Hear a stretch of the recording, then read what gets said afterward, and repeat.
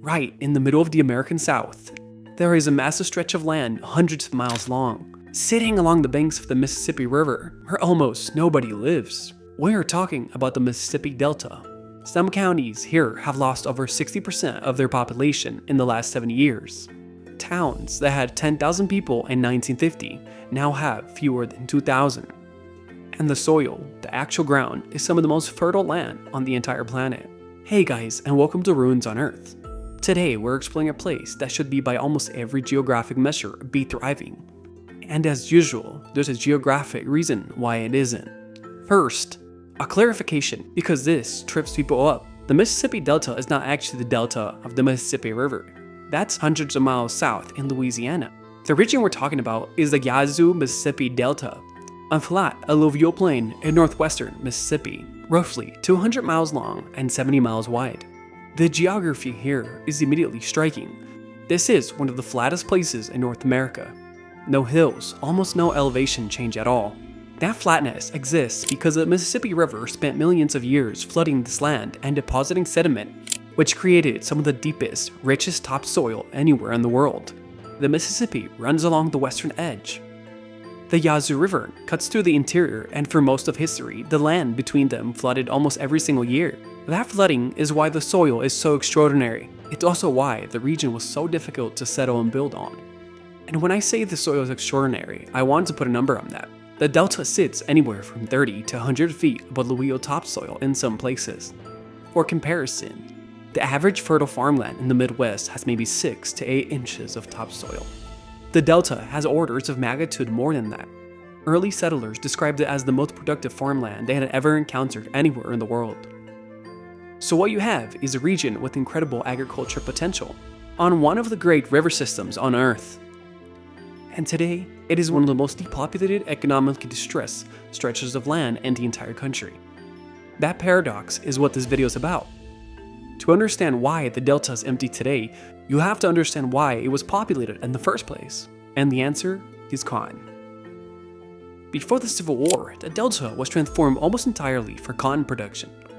Because clearing and farming the flooded land required enormous amounts of labor, the plantation economy here became uniquely dependent on enslaved people. By 1860, some delta counties had populations that were over 90% enslaved. The entire region was essentially a vast agriculture machine built on forced labor. This is what separates the delta from other parts of the South. In Georgia or the Carolinas, plantation agriculture existed alongside early cities, ports, and trade networks.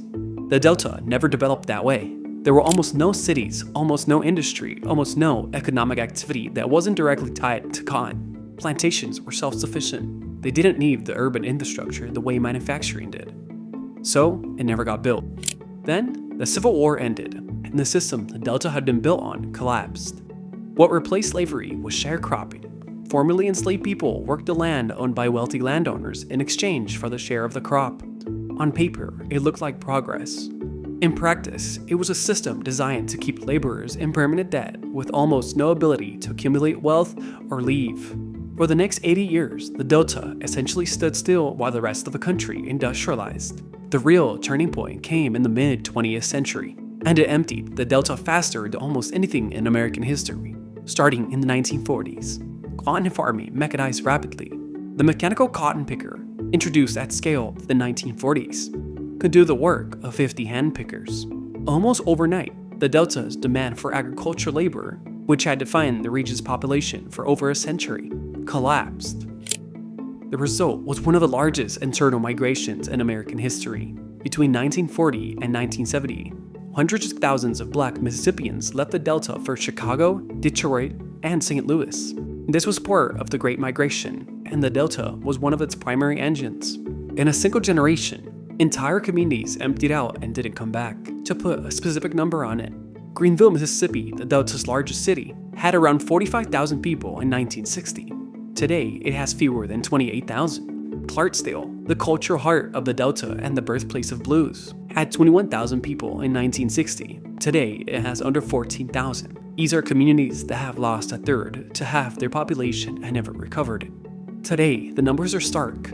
The Delta region of the Mississippi is home to roughly 400,000 people, spread across an area the size of Connecticut and Rhode Island combined. Counties like Bolivar, Sunflower, and Quitman have the median household income of around $25,000 to $35,000 a year. Among the lowest in the entire United States, population had been declining continuously for decades. Infrastructure never caught up either, unlike Atlanta or Charlotte, which became transportation hubs and used that connectivity to build diverse economies. The Delta was largely bypassed. No major airport, no significant rail hub. The Mississippi River, which should have been an economic artery, never generated major port infrastructure because the flatness and floodrest made large-scale buildings near the river almost impossible.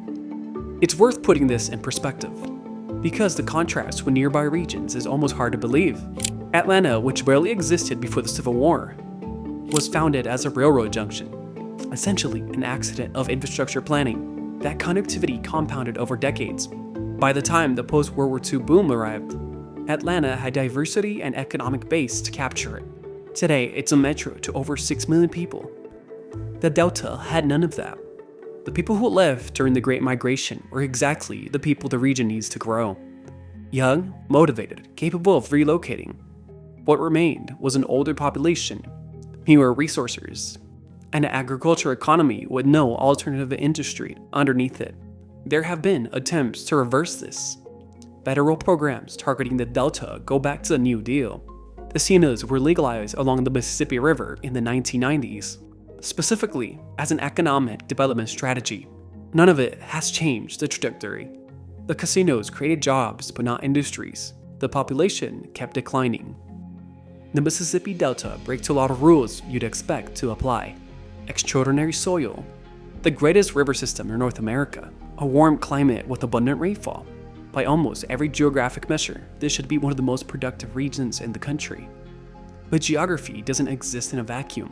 The Delta's geography made it so perfect for large-scale plantation agriculture.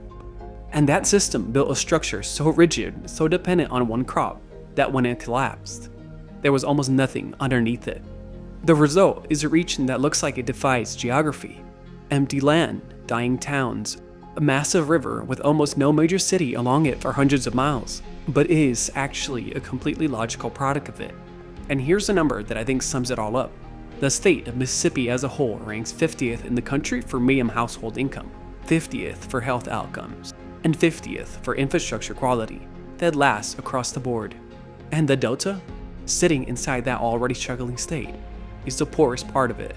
This is a region that has been at the bottom of the bottom for over a century. Not because the land failed the people, but because the system built on top of that land did. And that's all from us here at Ruins on Earth. Thanks for watching, and make sure to subscribe for more videos.